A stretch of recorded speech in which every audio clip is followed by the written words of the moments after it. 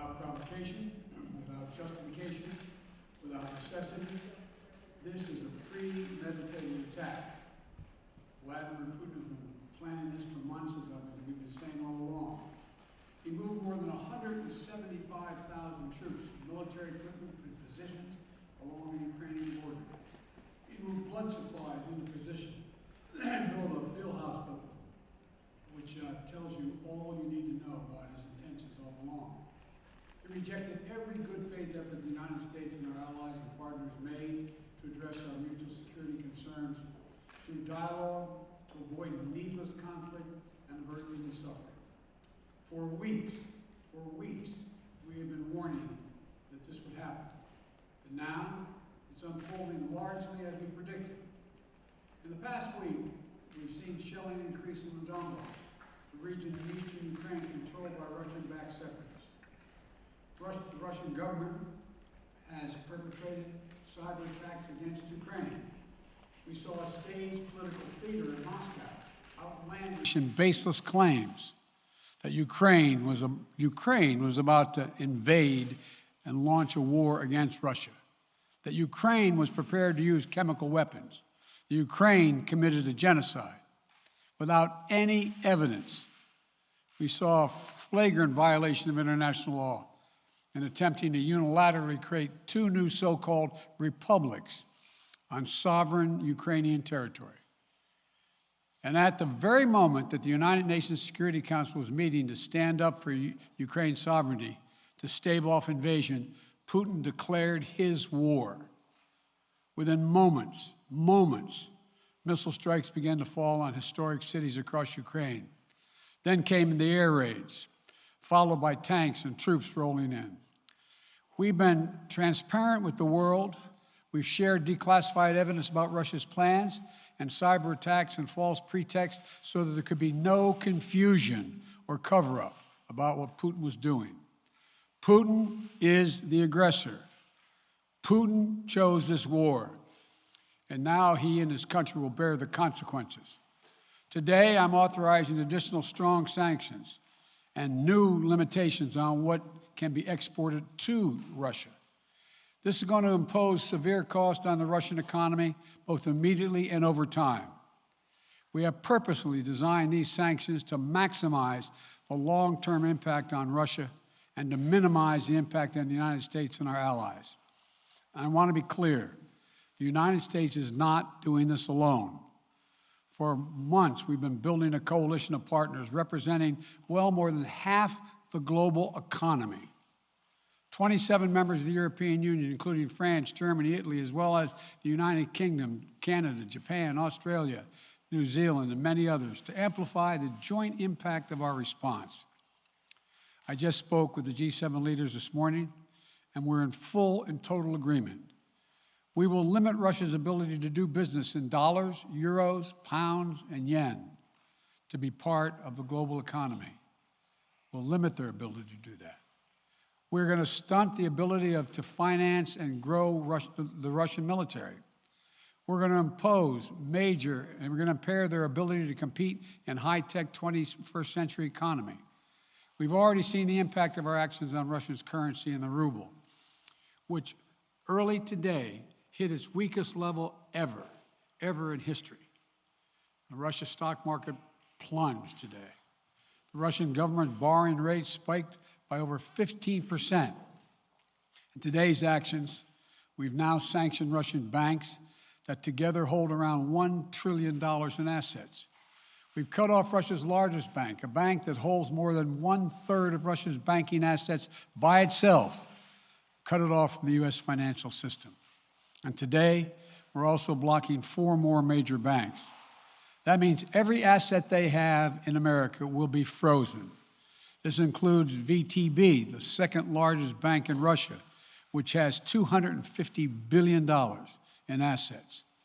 As promised, we're also adding the names to the list of Russian elites and their family members that we're sanctioning as well. As I said on Tuesday, these are people who personally gain from the Kremlin's policies, and they should share in the pain. We will keep up this drumbeat of those designations against corrupt billionaires in the days ahead. On Tuesday, we stopped the Russian government from raising money from U.S. or European investors. Now we're going to apply the same restrictions to Russia's largest state-owned enterprises, companies with assets that exceed $1.4 trillion. Some of the most powerful impacts of our actions will come over time as we squeeze Russia's access to finances and technology for strategic sectors of its economy and degrade its industrial capacity for years to come. Between our actions and those of our allies and partners, we estimate that we'll cut off more than half of Russia's high-tech imports. It will strike a blow to their ability to continue to modernize their military. It will degrade their aerospace industry, including their space program. It will hurt their ability to build ships, reducing their ability to compete economically. And it will be a major hit to Putin's long-term strategic ambitions. And we're preparing to do more. In addition to the economic penalties we're imposing, we're also taking steps to defend our NATO allies, particularly in the East. Tomorrow, NATO will convene a summit. We'll be there to bring together the leaders of 30 allied nations and close partners to affirm our solidarity and to map out the next steps we will take to further strengthen all aspects of our NATO alliance. Although we provided over $650 million in defensive assistance to Ukraine just this last year, let me say it again. Our forces are not and will not be engaged in the conflict with Russia in Ukraine. Our forces are not going to Europe to fight in Ukraine, but to defend our NATO allies and reassure those allies in the East. As I made crystal clear, the United States will defend every inch of NATO territory with the full force of American power. And the good news is, NATO is more united and more determined than ever. There is no doubt that the United States and every NATO ally will meet our Article 5 commitments, which says that an attack on one is an attack on all. Over the past few weeks, I ordered thousands of additional forces to Germany and Poland as part of our commitment to NATO. On Tuesday, in response to Russia's aggressive action, including its troop presence in Belarus and the Black Sea, I've authorized the deployment of ground and air forces already stationed in Europe to NATO's eastern flank allies, Estonia, Latvia, Lithuania, Poland, and Romania. Our allies have also been stepping up, adding the other allies, the rest of NATO, adding their own forces and capabilities to ensure collective defense. And today, within hours of Russia's unleashing its assault, NATO came together and authorized and activated an activation of response plans. This will enable NATO's high readiness forces to deploy and when and where they are needed to protect our NATO allies on the eastern boundaries of Europe. And now I'm authorizing additional U.S. force capabilities to deploy to Germany as part of NATO's response, including some of the U.S.-based forces that the Department of Defense placed on standby weeks ago. I've also spoken with Defense Secretary Austin and Chairman of the Joint Chiefs, General Milley, about preparations for additional moves should they become necessary to protect our NATO allies and support the greatest military alliance in the history of the world, NATO. As we respond, my administration is using the tools, every tool at its disposal, to protect American families and businesses from rising prices at the gas pump. You know, we're taking active steps to bring down the cost, and American oil and gas companies should not exploit this moment to hike their prices to raise profits. You know, in our sanctions package, we specifically designed to allow energy payments to continue. We are closely monitoring energy supplies for any disruption. We've been coordinating with major oil-producing and consuming countries toward our common interest to secure global energy supplies. We are actively working with countries around the world to elevate collective release from the strategic petroleum reserves of major energy-consuming countries. And the United States will release additional barrels of oil as conditions warrant. I know this is hard and that Americans are already hurting. I will do everything in my power to limit the pain the American people are feeling at the gas pump. This is critical to me. But this aggression cannot go unanswered. If it did, the consequences for America would be much worse. America stands up to bullies. We stand up for freedom. This is who we are. Let me also repeat the warning I made last week. If Russia pursues cyber attacks against our companies, our critical infrastructure, we are prepared to respond. For months, we've been working closely with the private sector to harden our cyber defenses, sharpen our ability to respond to Russian cyber attacks as well. I spoke last night to President Zelensky of Ukraine, and I assured him that the United States, together with our allies and partners in Europe, will support the Ukrainian people as they defend their country. We'll provide humanitarian relief to ease their suffering. And in the early days of this conflict, Russia propaganda outlets will keep trying to hide the truth and claim success for its military operation against a made-up threat. But history has shown, time and again, how swift gains in territory eventually give way to grinding occupations, acts of mass civil disobedience, and strategic dead ends. The next few weeks and months will be hard on the people of Ukraine. Putin has unleashed a great pain on them, but the Ukrainian people have known 30 years of independence. They have repeatedly shown that they will not tolerate anyone who tries to take their country backwards. This is a dangerous moment for all of Europe, for the freedom around the world. Putin has committed an assault on the very principles that uphold the global peace. But now, the entire world sees clearly what Putin and his Kremlin allies are really all about. This was never about a genuine security concerns on their part. It was always about naked aggression, about Putin's desire for empire by any means necessary, by bullying Russia's neighbors through coercion and corruption, by changing borders by force, and ultimately by choosing a war without a cause. Putin's actions betray his sinister vision for the future of our world, one where nations take what they want by force. But it is a vision that the United States and freedom-loving nations everywhere will oppose with every tool of our considerable power. The United States and our allies and partners will emerge from this stronger, more united, more determined, and more purposeful. And Putin's aggression against Ukraine will end up costing Russia dearly, economically and strategically. We will make sure of that. Putin will be a pariah on the international stage. Any nation that countenances Russia's naked aggression against Ukraine will be stained by association.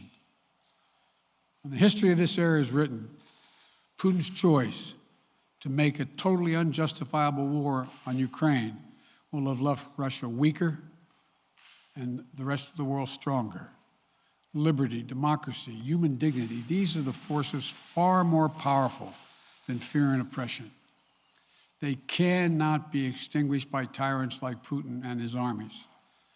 They cannot be erased by from people's hearts and hopes by any amount of violence and intimidation.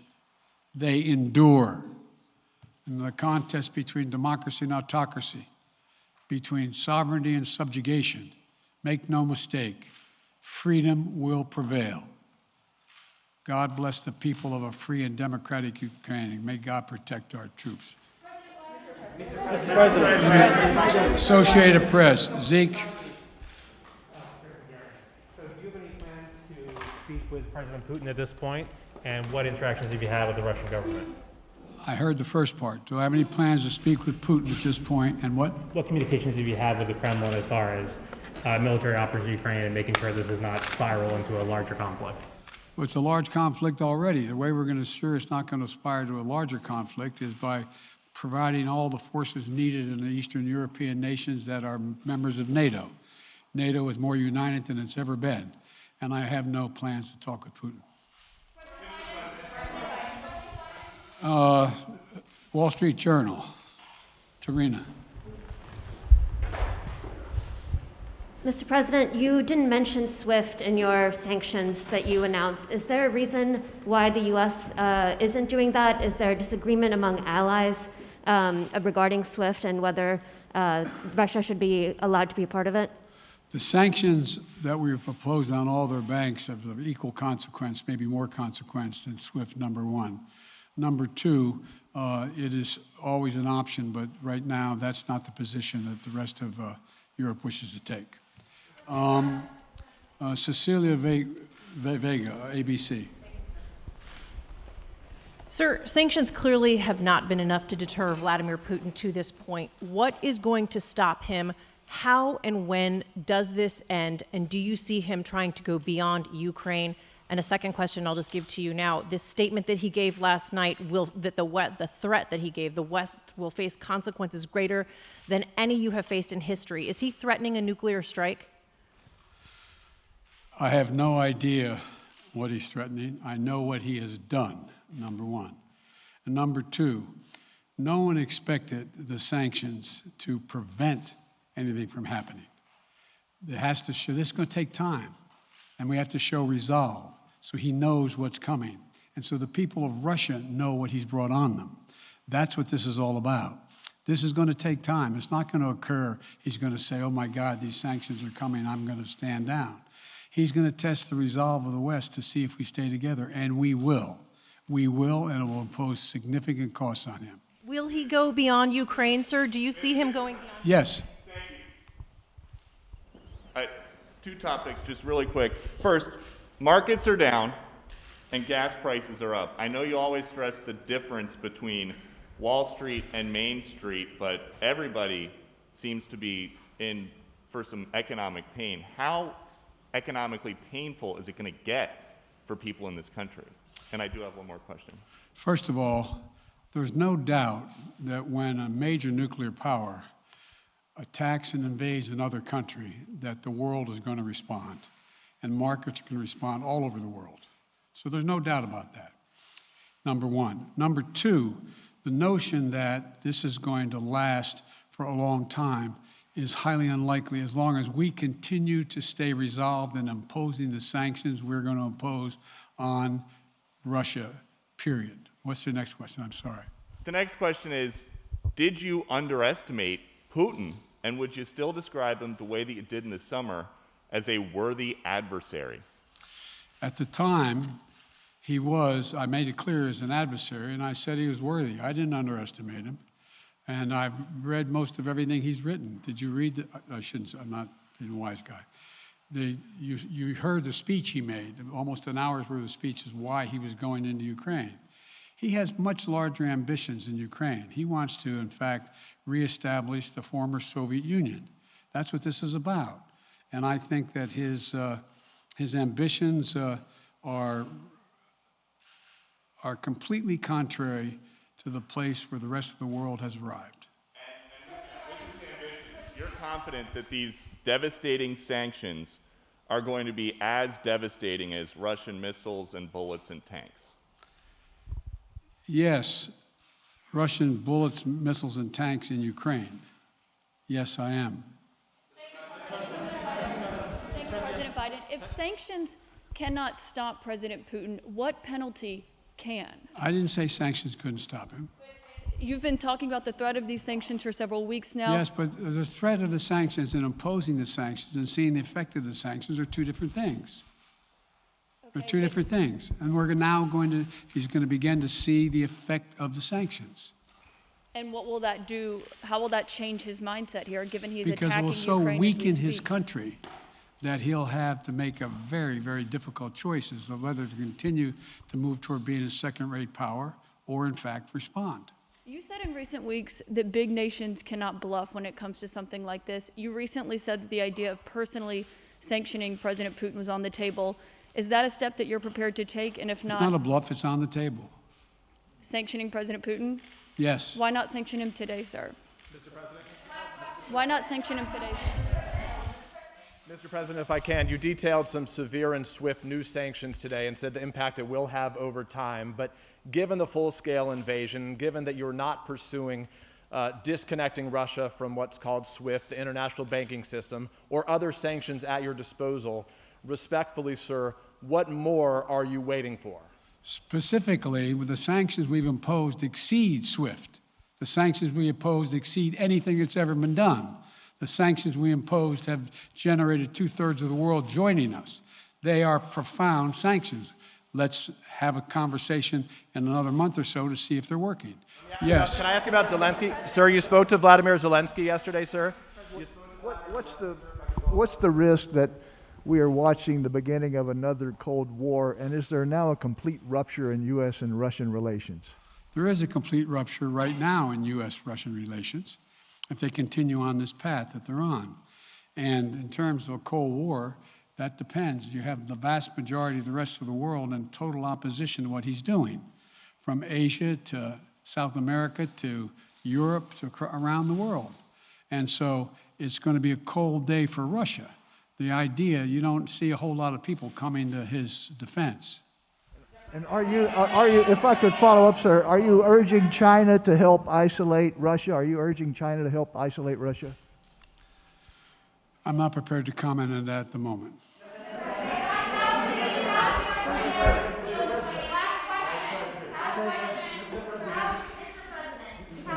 No. Yeah. No. He's had his hand up a long time. Thank you, Mr. President.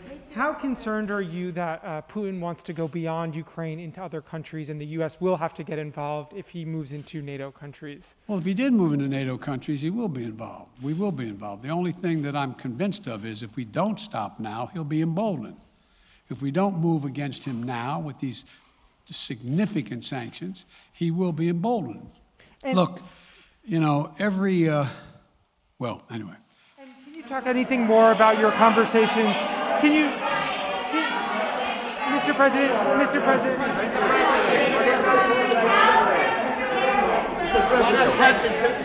Why not sanction Putin directly today?